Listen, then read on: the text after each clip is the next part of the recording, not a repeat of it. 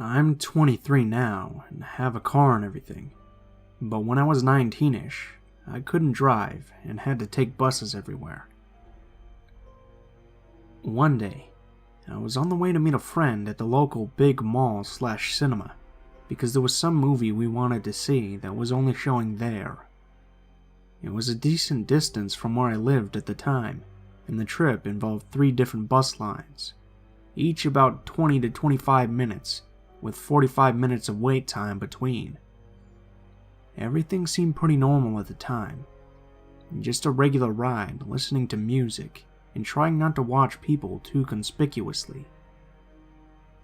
A couple of stops after I got onto the first bus, we got a big group from a strip mall, so the bus became basically standing room only.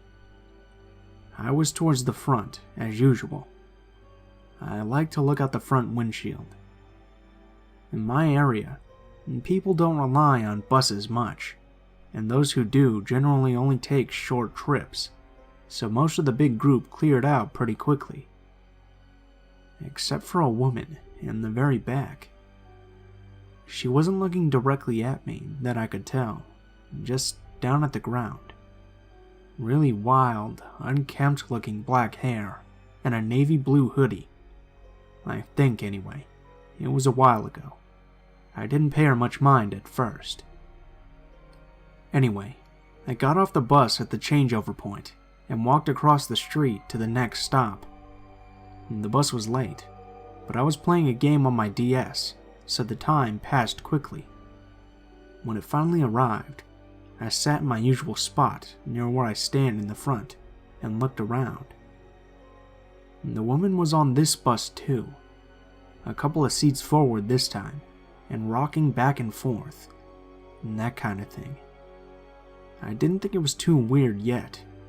The route I took to the mall was kinda strange, but I've shared a couple buses with the same people before, and people fidget for all sorts of reasons. Groups of people got on and off the bus as normal, but as they did, she got a couple of seats closer. Okay, fine. It was a little unnerving, but people move closer to the middle of the bus all the time. That's where the secondary doors are, and they're easier to get to than walking all the way to the front. I tried to ignore it by getting back into my game and turning the music up, but I could tell that I was being watched. Got off the bus, headed to the next stop. Rinse, repeat. The third bus is a straight line across the county to the mall, and is the longest leg of it. At that point, the woman was sitting in the seat right next to the middle doors, and I started to get really nervous. My music was off so I could hear something if I needed to. I tried not to make a big deal about it, but I did keep an eye on her. She was muttering to herself, but I couldn't hear anything yet. She was too far away. Sure enough, as people filed on and off the bus, she got closer. I was sitting in the set of seats right by the door, which faced the aisle, so I could watch her. I pretended I was asleep and watched her moving towards me. She was clearly trying to time her seat moves so they'd be disguised by people getting on and off the bus. 3 rows. 2 rows. 1 row. I was shitting bricks at this point. She finally was close enough that I could hear her. She was ranting aloud to herself about cutting me, about how my face was perfect, if only I would stop looking at her like that. Her hands were fidgeting around something in the front pocket of her hoodie, and I saw light glint off of something. When she moved to sit on the same row as me, I yanked the stop cord. I whispered to the bus driver, "She's following me with a knife," and hopped off the bus ASAP. I didn't run though. I was worried that a sudden movement might make her charge. She followed me off, and once the driver realized I wasn't making it up, he got off the bus and jogged after us. He yelled at her that he was going to call the cops, which distracted her long enough for me to sprint into the nearest drugstore and hide and call my mom. After that, I had a massive panic attack and didn't feel up to continuing to the mall. I don't think I told my friends why. My mom came to get me about 10 minutes later, and no actual harm was done. She didn't even get pulled over for speeding. Kind of an anticlimax, I guess. But thinking back on it now, I might owe that bus driver my life.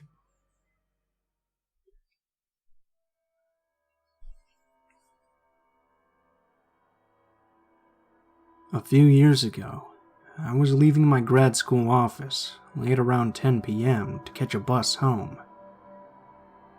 I walked from university campus via relatively busy, well-lit streets to the main north-south road in my area of the city, 109th Street in Edmonton. I was waiting for the bus at a shelter, as it was the middle of winter, snowing, and a bit cold. The buses ran about every 15 minutes, so I wasn't worried or nervous. I was just patiently waiting to get home. I was listening to my music with my headphones in, when I noticed a guy walk up to the shelter. I looked at him briefly, and did that little Canadian half-smile of acknowledgement, and went back to listening to my music and reading Reddit. A few minutes passed, and I could hear him start talking to me. Well, I assumed it was me. I was the only person around. I looked up and he was staring right at me, smiling a bit oddly and speaking to me. I took out my headphones and said, "Excuse me?" He just kept smiling and blathering on, asking me about my day, and the weather, what I like to do, and all those sorts of things. I don't know what it is about me, or perhaps people and women in general, but I'm a perennial people pleaser. I don't like confrontation, and my main aim in life seems to be to keep the peace. So I answered a few of his questions as politely and non-specifically as I could, with one earbud still in my ear. He just kept blathering on, and I was sort of just nodding politely. This went on for about 10 minutes, and I just had this sinking feeling in my stomach about this guy. Like something was just a little bit off, but enough to make me nervous. After about 10 minutes, I could see the bus rolling up, which was a huge relief to me. No one else had arrived at the bus stop, and I could see at least 10 or 15 people on the bus, which was great. I got on the bus and sat near the front, and the guy sat across from me so he could keep talking to me. I had originally intended to head to my own house, to the west of the street I was on, but after this guy decided to be my personal parrot, I decided, screw it, I'm going to my boyfriend's instead, directly to the east of the street I was on.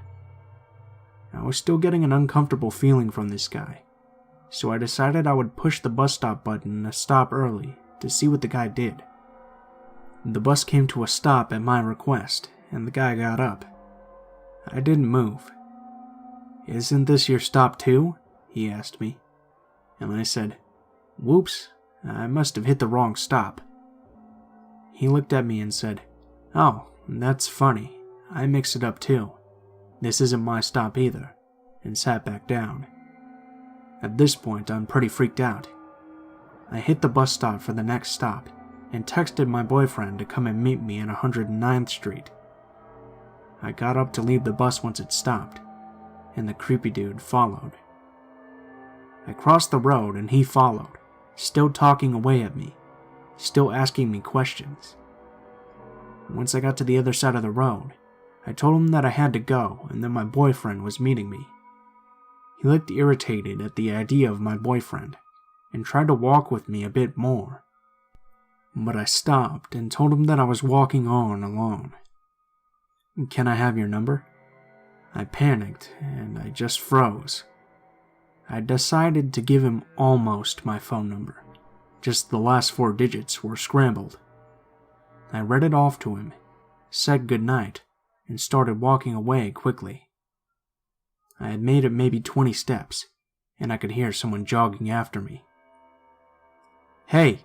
he yelled after me. "I think there was a mix-up. I tried calling the number and it wasn't you." He jogged up level next to me and was still smiling the same fucking smile, staring at me. How weird, I said, grabbing my phone.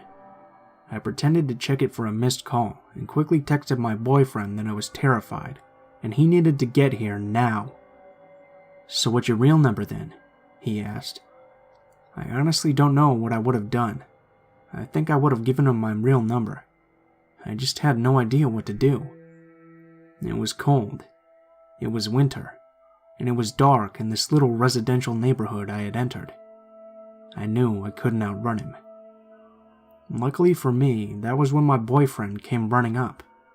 He's 6'3" and somewhat imposing, and I turned to the guy and said, "Have a good night," and jogged up to my boyfriend.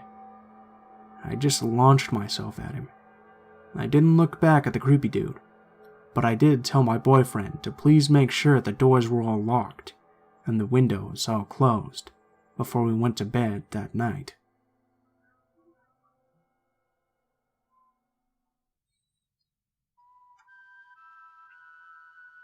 A little background. I was 17 years old at the time. I'm a girl, and I lived in a rooming house in a fairly quiet, nicer part of the city. The downside to this being that the transit out to my area sucked. Buses every half hour to and from school until 5:30, and after 5:30, I would have to bus from the school to a nearby transit center and take a bus from there to my house. But this bus only ran hourly. I had to take a night class once a week. All the other slots were full when I registered, meaning I had to do this slog home once a week. So I finished my night class this particular night at 9 p.m. It was winter, and living in Canada, this means cold and much snow. I bussed from the uni to the transit center, and obviously, being cold outside, I waited inside the small heated little room that they have at the major centers. This is mostly so drivers can get off the bus and pee if they need to. My expected wait time at this stop was about 15 to 20 minutes, so I sat down, headphones in, and cracked my bus reading material. Since it was so cold, there were a few other people in the room with me. I noticed a guy about my age, sorta gangster looking, standing in one corner. I could see that he was looking at me, but at the time I had a pretty unconventional appearance. Dreads, piercings, kinda metal goth look, so him looking at me wasn't anything out of the ordinary. About 10 minutes in, he comes and sits by me. I ignore him and go back to my book, but I can feel him watching me. Eventually, he taps me on my shoulder. I pull out an earbud and ask him what's up. "Hey, what's your name?" At that point, I told him my name. "Oh, cool. Neat name. What are you up to tonight?" "Oh, I'm just going home. I have school in the morning." At this point, I was getting pretty irritated with the guy, but my bus wasn't there yet, and I didn't really have any easy outs. "That's no fun. You should come with me. I'm going to meet some friends and do karaoke. You look like you'd be fun." "No thanks. Like I said, I have to be up early tomorrow." "Oh, come on. Just one drink? I'll get my friend to drive you home." At this point, my bus rolled up. "Sorry, but no. That's my bus, so I've got to go." "Not so much." "Hey, that's my bus too. So where do you live?" "Around here." I'm trying to be vague at this point. He's just getting really weird and pushy. This particular bus I'm catching goes from the suburbia area where I live all the way down to a really rough part of town. And if this guy's from that area, I really don't want him knowing where I live. "Okay, well, if you change your mind, come and sit with me." Thank God the creep finally got the message. So time to get off at my stop comes, and I pull the cord. I'm getting up to the middle of the bus, and my new friend gets up to join me. He's still trying to cajole me into coming with him, but when I get off, he gets off too. The stop is literally 10 steps away from my house, but I don't really want him knowing where I live. At this point, he's clearly following me, trying to walk with me, trying to talk to me, trying to get my phone number. I've had enough. Dude, you're freaking me out. Go away. Stop following me. Well, I can't go anywhere now. Next bus doesn't come for a while. Why don't I just come over to your place and wait for the next one? At this point, I decide to stop engaging. Thank God the road I lived on was pretty well trafficked and had streetlights. I walked to the end of my block and turned the corner, then booked it into the alley behind my house. I knew if I could just get to my yard, my roommate's dog would scare this guy off. As soon as I started running, the guy's incessant chatter turned into yelling. I heard him start chasing, but I'd caught him off guard and had a few-second lead. I made it to the yard and popped the latch on the gate, just as the guy grabbed my backpack. Before he could do anything else, he had a 100-pound former police German Shepherd all up in his grill. I love that dog. Kita knocked him down on the ice and started barking her head off. My roommate comes rushing out of the house to find his dog standing over some dude, and me looking like I'd just run a zombie escape game. And the cops were called, and the guy was arrested on outstanding warrants. I start coming home and driving myself to night classes.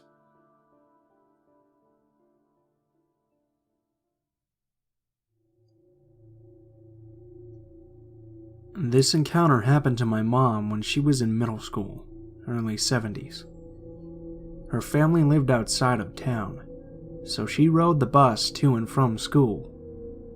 She was in 6th grade and had a boyfriend who also rode her bus.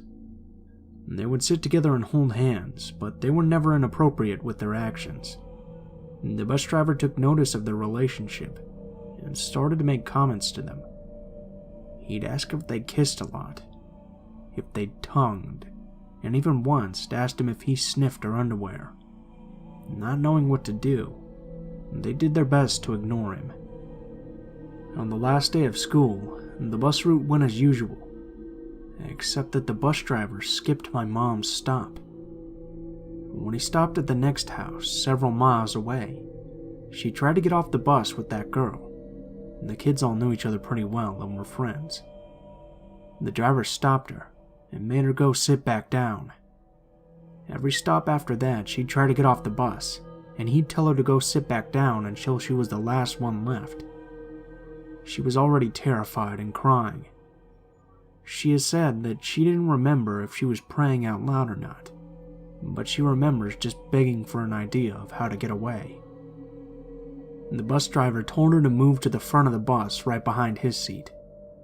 Instead, she picked up her things and moved to the very last seat. On her way, she set her books and things in the middle of the aisle, hoping that if he came after her, he would be slowed down. He finally started back down the road towards her house, but turned off onto a dirt road leading back to some brush. She finally decided that if he slowed down enough, she was going out the back emergency door and running for it. As he turned onto another dirt road deeper into the brush, she happened to glance out the back window to see her dad and her older brother, he was an adult, in their truck following behind.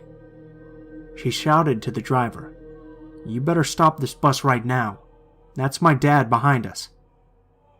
He stopped the bus and opened the doors for her to get off, but she was too scared to move.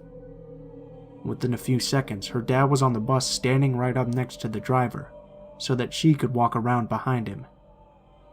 He told her to go get in the truck with her brother. As she sat in the truck, she could see her dad through the back window of the bus, just going off on this guy, verbally only, unfortunately. When her dad got back into the truck, he hugged her like he never had before, and she just lost it crying. She knew that if her dad was scared, she just escaped with her life. Now this wasn't just a coincidence that her dad had found her. Every kid who got off the bus after they missed my mom's stop had gone home and told their parents that the driver wouldn't let her off the bus and that she was really scared and crying. And the parents all called my grandparents to let them know the stories that they were getting. My grandparents never reported the incident to the police or to the school, but they did talk to the owner of the bus company, and they never saw that guy driving again. My mom believes that they didn't report it to the police because her dad had threatened the driver's life, and he might in turn report that to the police. My grandfather went to his grave without ever revealing what he said to that bus driver. Several years later, my mom was talking with her mother-in-law, Grandma C, about Grandma C's cousin, who was married to a guy from my mom's hometown. Grandma C was telling her that this guy was in prison for impregnating his 14-year-old stepdaughter. As an off-the-cuff remark, she mentioned that he used to drive a school bus in the district where my mom went to school. My mom almost passed out at this news. She asked his name, and was given the name of the bus driver who abducted her all those years ago. I know. I feel the same way, that they should have said something to the police and had him arrested long before he found another potential victim. I'm glad that the perp ended up in a prison eventually, though.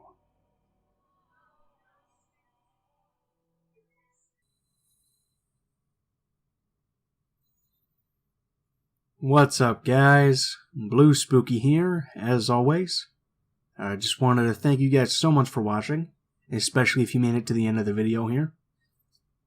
If you liked the video, please feel free to leave a comment, or like and share if you feel so inclined. If you have any stories you'd like me to read, or any personal stories you'd like to send in, please feel free to take a look in the description below. There will be links to all of my social media, including Facebook, Twitter, and Gmail. Go ahead and send me a message on any of those, and I'll try to include your story in a video as soon as possible. If you do decide to send in a story, please feel free to include in the tagline what the story is about and how you'd like to be credited in the description of the video that this story appears in. If you have any constructive criticism, please feel free to leave it in the comments below, as I'm always looking for new ways to improve the channel. Thank you guys so much for watching, and I hope you guys have a great day.